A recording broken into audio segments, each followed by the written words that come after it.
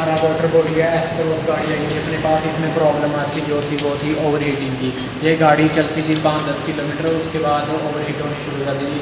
तो हमने चेक किया तो हमें चेक करने के बाद पता चला जो इसका वाटर बॉडी थी उसका फैन टूट गया था। इसमें से प्रॉब्लम थी जो रेडिएटर का वाटर होता है जो वो इसका इंजन में नहीं सर्कुलेशन हो रहा था, इस वजह से गाड़ी ओवर हीट हो रही थी। तो अब इसमें नया MCP गार्ड लगाएंगे, वाटर बॉडी नहीं और प्रॉब्लम फिक्स हो सॉल्व हो जाएगा।